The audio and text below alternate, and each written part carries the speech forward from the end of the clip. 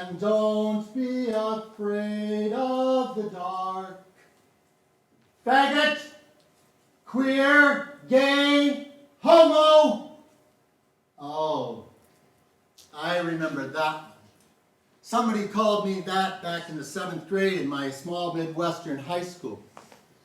Didn't really know much about gayness back in those days. It wasn't in the news and wasn't on TV, and certainly no one in my small town talked about it.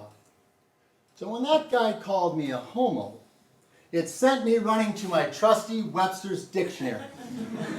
No, it wasn't on my phone or my tablet or my laptop. Those things didn't exist. No, the Webster's was a dusty hardcover book in the library. I went into the library, took it off the shelf, and walked over to a table in the corner so no one would see which word I was looking up. And I still remember the definition I read that day. Homo, homosexual, of or relating to one's own sex. What? I wasn't relating to my own sex. Well, maybe a little bit, but hey, that's just a phase, right? All guys go through that phase, don't they? And so for the next 40 years, I went through my phase.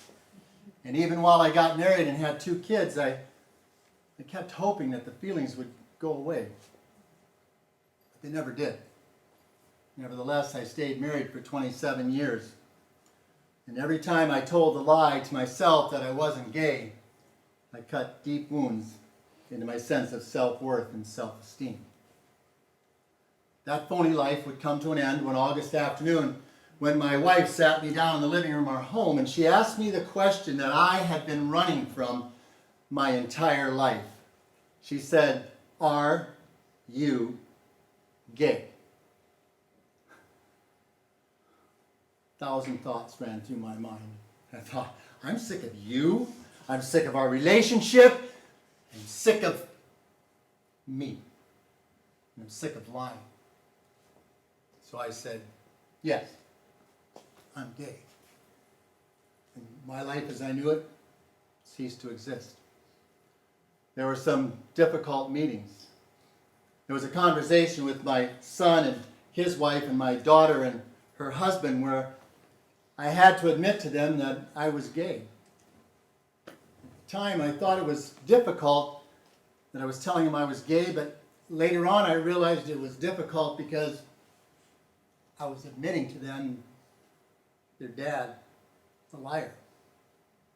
I lied about my sexual orientation. Was my love for them also a lie? Where did my lying stop and start?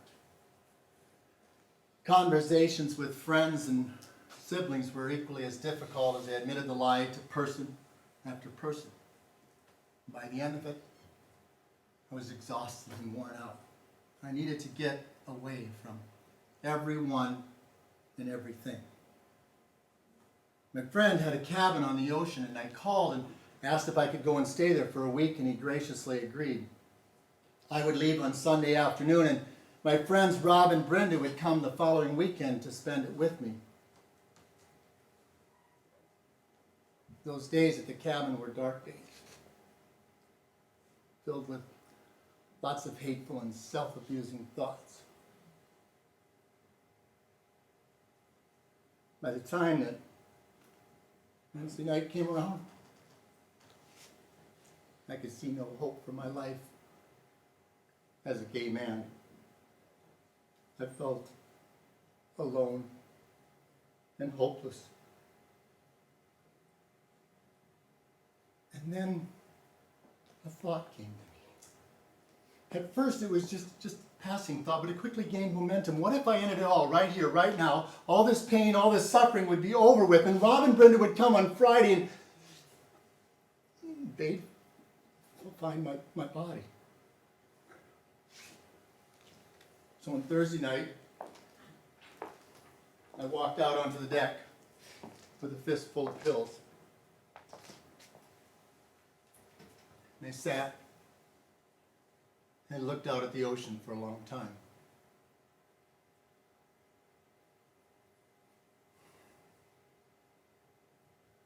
And then I stood up.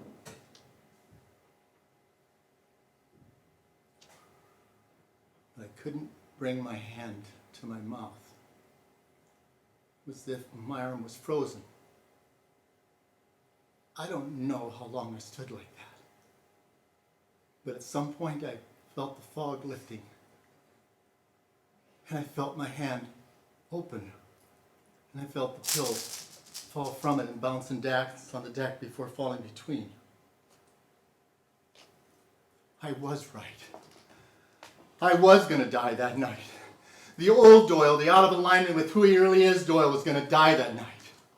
So I killed him.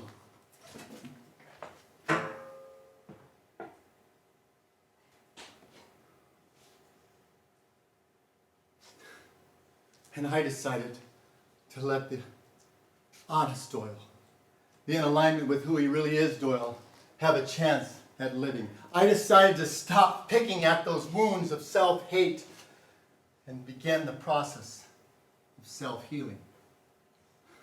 What I realized is that I needed to love those wounds. I came to understand that those wounds make up a part of who I am.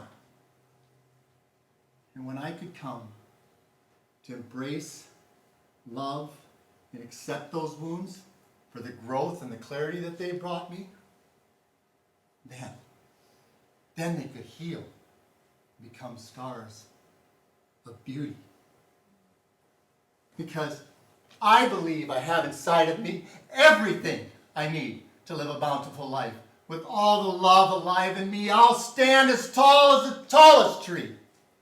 And I'm grateful for each day that I'm given, both the easy ones and the hard ones I'm living. But most of all, I'm thankful for loving who I really am. I'm beautiful. Yeah. I'm beautiful. And I'm